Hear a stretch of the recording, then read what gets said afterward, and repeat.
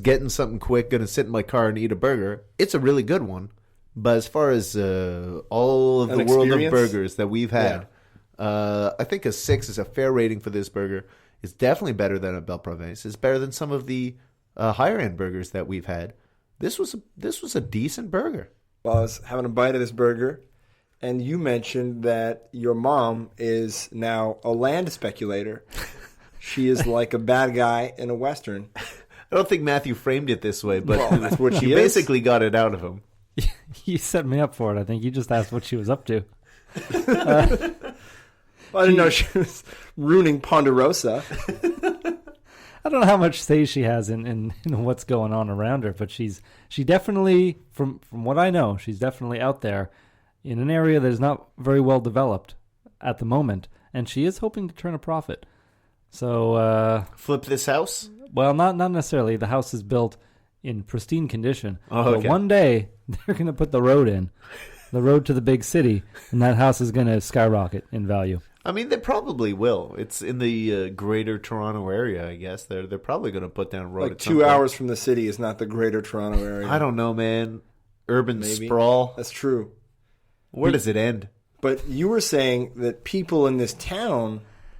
Sorry, so she's a bad guy from Western because she's probably trying to expedite the highway construction. She's probably like, what's going on? Why is it slowing down? Are there any like legislative restrictions? Maybe there's an Indian burial ground. That's right. She is on the phone every day. Indigenous burial ground. What is she doing on the phone? Is she like calling to find out if there's a town hall meeting she needs to attend to help pass a motion? If this were Montreal, that highway would be built already. There'd be so much grease and some palms. Yeah. We know a guy. We're gonna get stuff done. So Matthew, what is your mother's end game here? Selling that house. Basically, it's doubling her money. Double the money. Double that investment. But what's next? What's next? I'd find another town. This time, you show up with a posse. You raise crime rates. People sell their homes. You buy them all at a super cheap, and then you leave. The posse just leaves. Yeah. And the rates go back up. So she just sort of recreates the scenario with this first investment, but over and over. She uses the profit to hire the posse. And buy more some homes. To hire the posse. Obviously need some to put the down payment on all this property. Mm-hmm. And then once the posse is driven out of town, and I'm using air quotes here, she'll just tell them to leave. She's going to make a fortune. Let's get in on the ground floor here. Is she looking for investors? I don't know what's going on. I don't know what she's going to think when she hears this. I'm sorry. She is a lovely lady. Her and her friends are offering protection to local businesses. Protection from who, they say, because they're rubes and they don't know any better and they walk around in their pajamas, you were saying. Yeah, apparently. Well, actually, not even apparently. I've been there. I've seen them. There are pajama walkers out there. But now, why are they walking around their pajamas? Is it because they're too lazy? They don't want to get presentable for the neighbors? They don't feel like they have to take a shower before they leave home? Or is it more like they're a mama Berenstain Bears type? I think it's like a... Probably more the old Mama Berenstain Bears. They're just they're comfortable in their own skin. But like everyone else in the Berenstain Bears family, everyone else in the Berenstain Bears family, Papa wears a hat, he wears overalls, he's got a shirt. The boy has clothes, the daughter has clothes for school. They go to school, yeah. Mama, she's wearing her nightie all the time and a nightcap, smoking cigarettes and drinking screwdrivers. You're watching The Price is Right. Kid's home sick. It's just, hey, Mama's. Get Mama her happy juice, huh, will you? I remember one Berenstain Bears plot where they had to stop watching TV and the dad really didn't like it. He's like, well, how will I know what's on the news? She hands him a newspaper. And he's like, how am I going to know what the weather is? So stupid, I'm sorry. How am I going to know what the weather is? And she sticks her hand out the window like, just feel if it's raining. Just feel if it's raining. First of all, there's totally a weather section in the newspaper. Yeah. Secondly... That's the dumbest thing. Well, I mean, just look out the window. Look out the window. Look out the window. You don't have to stick your arm out there. Yeah, that's you have true. eyes. Unless bears have bad vision. But maybe just having a drawn bear look out a window wouldn't be obvious enough. It really needed to spell it out for the children. Yeah, I feel like that's what Mama Bear does a lot of the time. Just stare longingly out the window. But cigarettes and a screwdriver. But maybe you have to read between the lines. The Berenstain Bears and the No TV was really Mama Bear's way of saying, Mama needs the house to herself for a while. Get out there, go do something. Got my screen therapy, guys. Just get out. Most of the story. Go play. Mama Bear is tired now. Well, a lot of the stories were brother and sister bear centric. Some of them were Papa Bear centric. Mama Bear never really had her own storylines. They had one where Mama gets a job, but it was way too progressive. Like, no, too progressive. This is way, way, way too progressive. Oh. Scratch that. She goes to the grocery store, gets a flat tire. Papa Bear comes helps. Yeah. Either that or like some stranger bear helps and Papa Bear kills him.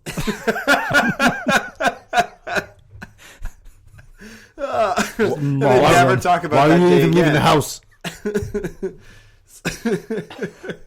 It's called The Lesson of the Alibi. Why would you leave the house dressed like that? What's going on? He comes back. He wakes the kids up. He's like, if anyone asks, we were in our beds all night. That's where we were between 8 and 9. Because they went to bed early. They're bears. If anyone asks where we were here all night. We were hibernating. Game shows. Oh, all right, well. I just want to say one thing that's always bothered me about the Berenstain Bears. Go ahead. They have ruined my life in a way. How? Look at this, Sebastian. What do you see on these hands of mine? You chewed your fingernails? You see how they're just nubs now? They're not that bad, though. Well, they're pretty bad. Look at that. They're not great. Basically. I expected. Matthew just held out his hand to Tito for a while, and Tito just silently stared at them disapprovingly. I even wiggled my fingers, and I got nothing. It was the Berenstain Bears and the Bad Habit. Okay. And I was reading this, and Sister Bear had a real issue biting her fingernails. And I never understood the appeal of it. The first time I ever heard about it was in that book. And it's like, what? Trying it out. And I was like, well, what's she doing? It's like, what? And she's putting tape all over her fingers. I think they're dipping her fingers in Tabasco sauce. Oh, yeah. She's getting coins for not biting her nails. Bunch of weird stuff's going on. I want to know what biting her nails is like. She's getting coins for not biting her nails? She's getting a reward. Because she's able to pick them up because she has fingernails now, right? No. It was like a swear jar, but rewarding. Yeah. And she would walk around, and because her nails were growing, her parents were giving her coins. Okay. And she'd walk around, the jingle jangle of the coins would remind her, don't bite my nails, I'm going to get more coins. Okay. The jingle jangle. But Bob for me, Dylan.